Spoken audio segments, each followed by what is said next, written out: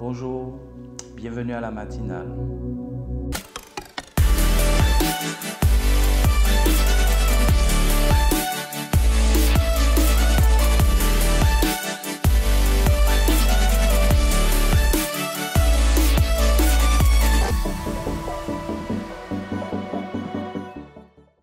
Bonjour mes bien-aimés, bienvenue dans la matinale. J'espère que vous vous portez bien par la grâce. Le titre du message, « Dépendant de toi, Seigneur ». Prenons Acte 17, 24. Acte 17, 24.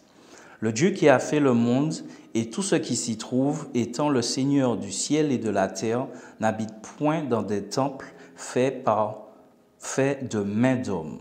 Il n'est point servi par des mains humaines comme s'il avait besoin de quoi que ce soit. Lui qui donne à tous la vie, la respiration et toutes choses. Il a fait que tous les hommes sortis d'un seul sang habitassent sur toute la terre, sur toute la surface de la terre, ayant déterminé la durée des temps et les bornes de leur demeure. En lisant ce verset, nous analysons que Dieu, créateur de toutes choses, n'a besoin de rien. Mais nous, humains, nous avons besoin de quelqu'un dans toutes les situations, quelqu'un présent constamment.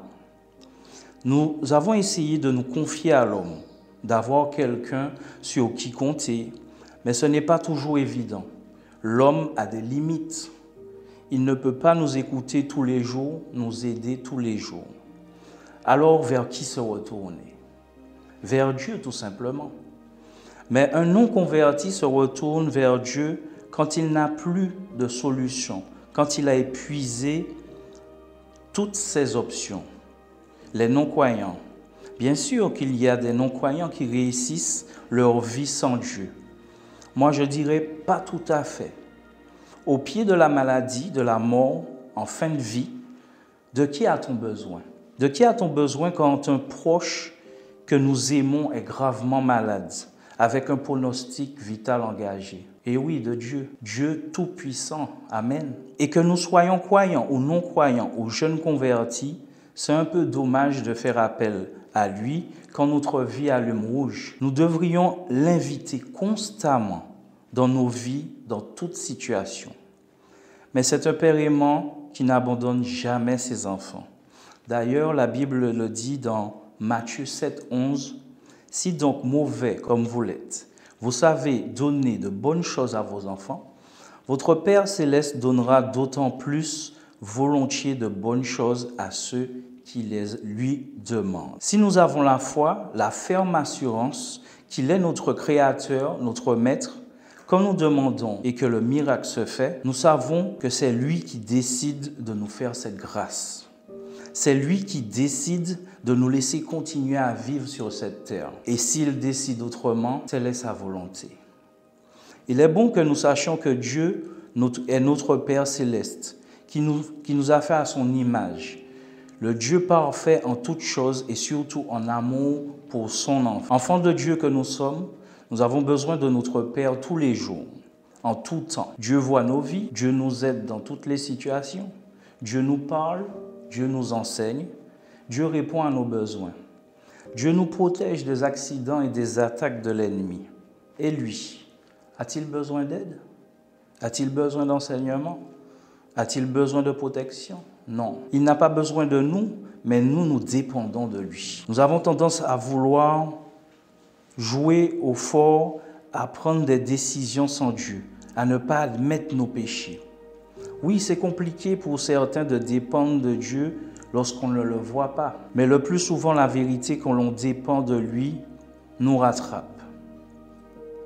C'est lorsque nous mettons notre foi en action, notre connexion en action, notre foi en action, notre amour pour lui, c'est ainsi que nous comprenons que sans lui, nous ne sommes rien, que nous devons lui donner la première place. C'est lui qui contrôle, c'est lui qui décide.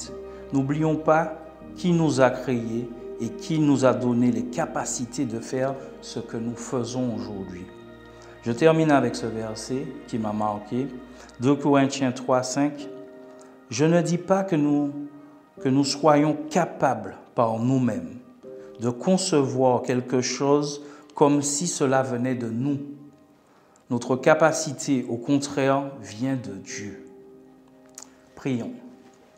Père éternel, nous savons que tu nous as donné le libre arbitre, Seigneur. Mais nous avons besoin de toi. Nous avons besoin de ta force. Nous avons besoin de ton enseignement. Nous avons besoin de ton amour, Seigneur. Nous avons besoin de toi, Seigneur. Nous sommes dépendants de toi, Seigneur. Et nous voulons faire ta gloire. Alors apprends-nous, Seigneur. Apprends-nous à toujours te demander, Seigneur.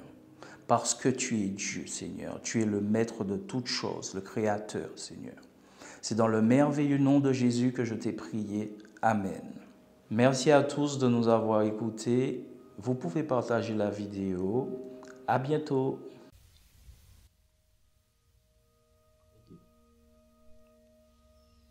Si cette méditation t'a touché et que tu souhaites accepter Jésus-Christ comme ton sauveur, répète après moi cette prière.